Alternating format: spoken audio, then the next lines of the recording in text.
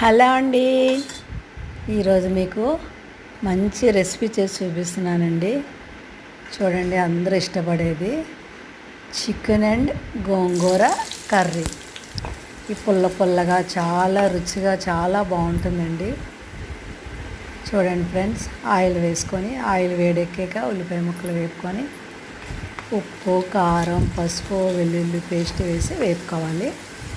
Chicken చిన్న ముక్కలుగా cut చేసుకోండి. అందులోని బోన్లెస్ చికెన్ తీసుకుంటే మనకి దుమ్ము అది తగలకుండా పిల్లలు అందరూ ఇష్టంగా తింటారు. చిన్న ముక్కలు కట్ చేసుకోవడం వల్ల చక్కగా బాగా ఉడుకుతుంది.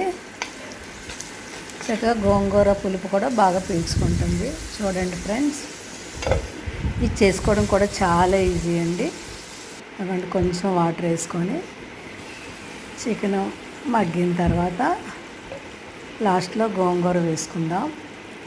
చూడండి, ఇది ఒక 20 నిమిషాల్లో అయిపోతుంది. ఎందుకంటే మనం చిన్న చిన్న ముక్కలు కట్ చేసుకున్నాం కదండి, చాలా ఈజీగా అయిపోద్ది. ఫ్రెండ్స్ చూడండి, సింపుల్గా చేసుకోవచ్చు. ఈ వీడియో ఎలాగుంది ఫ్రెండ్స్, మీకు నచ్చిందని అనుకుంటున్నాను. నచ్చితే లైక్ చేయండి, షేర్ చేయండి, సబ్స్క్రైబ్ చేయండి, నా ఛానల్కి సపోర్ట్ చేయండి. చేస్తారని ఆశిస్తున్నాను.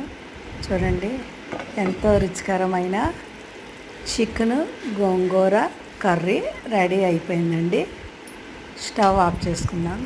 ఓకే అండి, థ్యాంక్ యూ.